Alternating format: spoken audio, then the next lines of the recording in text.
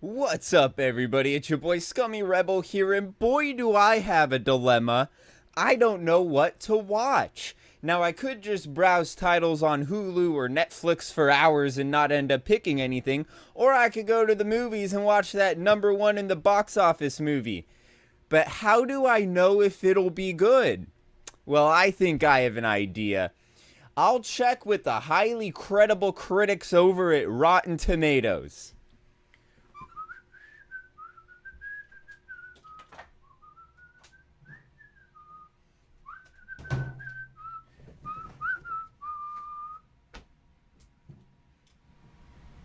Well, it's just like I thought. This site is garbage. Drank beer, liked beer, still like beer. So Rotten Tomatoes has been getting a lot of attention recently after critic reviews came out for Dave Chappelle's new special, Sticks and Stones. As of this morning, and checking, it now actually has a 17% instead of the 0 that it had for like 6 days. So instead of 5 straight negative reviews, it's 5 straight negative reviews and 1 positive review, which may come with a bit of confusion, seeing as everybody except for Vice loved the special. And to add to that confusion, the special's been out for a week and the audience reviews have not been released yet. And honestly, I can't wait for them to be released. It would be funny to see another movie with such a skewed critic versus audience rating, because nothing is funnier than seeing a movie with a 17% critic score and like a just around 89% audience score. And if you didn't think I'd bring examples, well, look out, I'm bringing slightly more effort than normal this time. Now, one of the earlier examples and the catalyst to Netflix's removal of the 5-star system was Amy Schumer's The Leather Special, which may have mixed reviews of 50% by critics, but that is a surprising 44% away from the 6% audience review. Why the separation?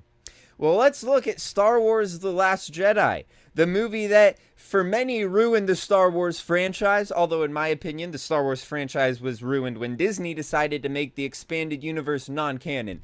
But that's a rant for another day.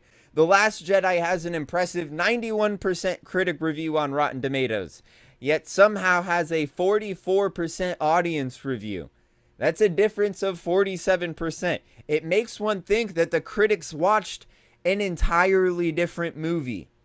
You want some more current movies? Well, Alita: Battle Angel, which many moviegoers opted to see instead of Captain Marvel and the constant nonsensical shoving of feminism down their throats, has a critic score of 60%, with an audience score of 93%.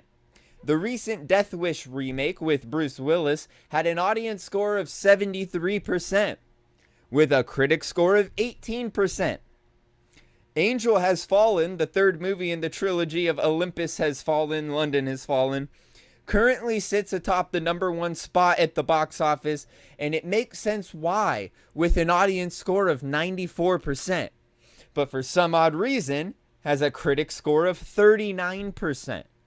Well, what about TV shows? Well, funny story, one of my friends was telling me that he started watching Star Trek Discovery. He suggested that I watch it. I said I heard it sucks. Watch The Orville. That show is really good. And proceeded to send him screenshots from Rotten Tomatoes. Star Trek Discovery has a critic review of 84%, with an audience review of 43%. While The Orville has the mirrored as the review, with a critic score of 65% and an audience score of 94%. So why is this happening? What's causing critics and the audience to have a completely different opinion about a movie or TV show? Well, the reason was always quite clear to me. And my first introduction to the very skewed bias of reviews on Rotten Tomatoes comes from a political documentary, Dinesh D'Souza's Death of a Nation. I actually did see this in theaters with my girlfriend, and for the most part, we really enjoyed it. And based on the 89% audience review, was it any wonder why? Well, this political documentary God, has a has a completely understandable 0% critic score. So is it politics? Well, not entirely. However, it is somewhat related.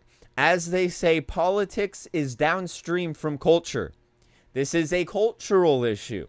These critics at Rotten Tomatoes see themselves as the cultural arbiters of our time, dictated by a moral compass that is rooted in the PC culture.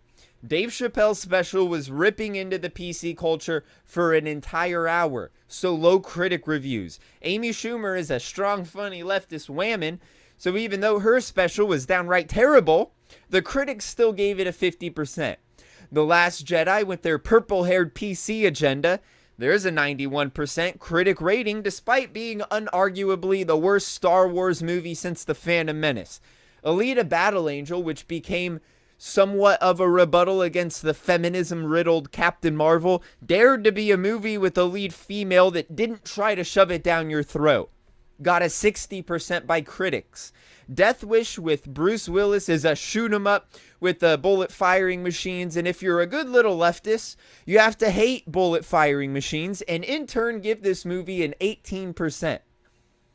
And if you're the #1 movie at the box office, well, you better hope that you don't have a cisgendered white male as your lead or have bullet firing machines, because if you do, 38% by the critics. Star Trek Discovery, on the other hand, made the correct choice of having a strong black female lead and a strong Asian female mentor type character.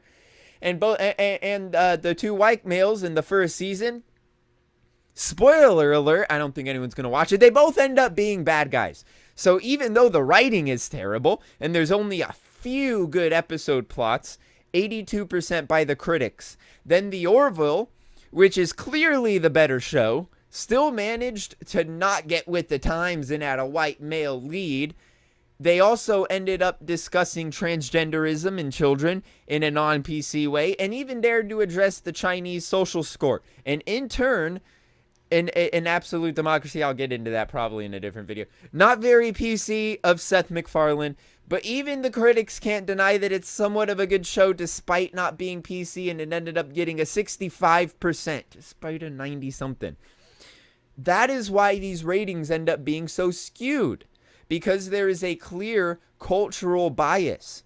These critics see themselves as some sort of morality police, with what's good and bad being determined by political correctness. They know what's good or not because they're woke.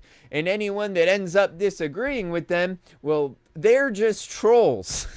In an article trying to justify Rotten Tomatoes' removal of audience score until the movie has been released, said, Captain Marvel is likely being targeted for featuring a female hero. Well, that does make sense considering the same exact thing happened to Wonder Woman. Oh, wait, it didn't. The movie reviewed well by both critics and audience because it was actually a good movie. The article goes on to say that there's totally proof that that happened because Ghostbusters, the female one, and Ocean's 8, yeah, they totally weren't horrible movies that shat all over the respected franchises. They were totally amazing movies, and even though they got a C and a D plus from the critics, the audience giving them Fs is just because they're wrong and they just hate whammon. The website is nothing more than an echo chamber for labeled critics to go around and tout their moral superiority. These critics are essentially the wealthy, monocle-wearing elitists of the 21st century, walking around with their noses lifted to the air, thinking that the commoners like all of the boorish rubbish crap. And while you can't trust the critics at Rotten Tomatoes, I still do think that it is an apt way of checking out how a movie is. I really do. Now, hear me out. If it's got both a high critic score and a high audience score, it is mainstream good. If it's got a low critic score and a high audience score, then not only is it good, but it pissed off a bunch of overtly sensitive people. If it's got a low critic score and a low audience score, it's probably not great.